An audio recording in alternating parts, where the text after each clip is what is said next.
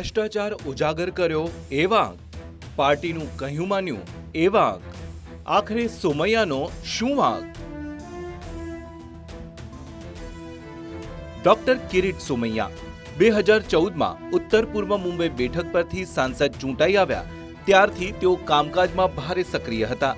રેલવેની સમસ્યા હોય કે મોટી હોનારત હોય, સોમૈયા અચૂક પહોંચી જતા.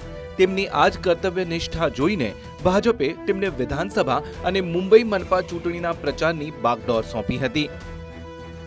જવાબદારી મુજબ સોમૈયાએ ભ્રષ્ટાચાર વિરુદ્ધ અભિયાન શરૂ કર્યું. વિધાનસભા અને મનપામાં શિવસેનાને જબરદસ્ત ટક્કર આપી આ બંને ચૂંટણીઓમાં તેમણે શિવસેનાને બરોબરની સાણસામાં લીધી. એટલે કે પાર્ટીએ આપેલી જવાબદારી પ્રામાણિકપણે પાર પાડી. જો કે એ વખતે શિવસેના ભાજપનું ગઠબંધન ન હતું અને હવે જ્યારે ગઠબંધન થયું ત્યારે સોમૈયાને સાઇડલાઇન કરી દેવાયા. बीच में 5 साल मुझे भ्रष्टाचार उजागर करने का काम किया था, तो हर एक को उस समय पर अच्छी जिम्मेदारी दी जाती है. TV9 ગુજરાતીની YouTube ચેનલને સબસ્ક્રાઇબ કરો અને બેલ બટન જરૂરથી દબાવો જેથી દરેક વિડીયોના નોટિફિકેશન તમને મળતા રહે. મુંબઈ મહાનગરપાલિકાને ભ્રષ્ટાચારની ખાણ અને શિવસેના પ્રમુખ ઉદ્ધવ ઠાકરેને માફિયા કહેનારા સોમૈયાનું પત્તું કાપી શિવસેનાએ બદલો લીધો અને ભાજપે પણ તેમની ઉપેક્ષા કરી.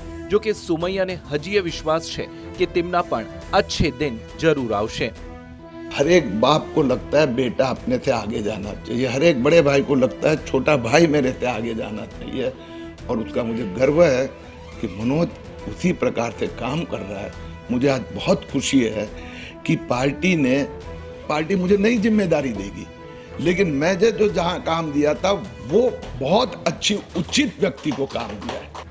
શિવસેના સાથેની ટક્કર ટાળવા માટે ભાજપે સોમૈયાને ચૂપ તો કરી દીધા, પરંતુ સોમૈયાને હવે તેઓ કઈ જવાબદારી આપે છે એ જોવું રહ્યું. Bureau report, TV9 Mumbai. TV9 ગુજરાતીની YouTube ચેનલને સબસ્ક્રાઇબ કરો અને બેલ બટન જરૂરથી દબાવો જેથી દરેક વિડીયોના નોટિફિકેશન તમને મળતા રહે.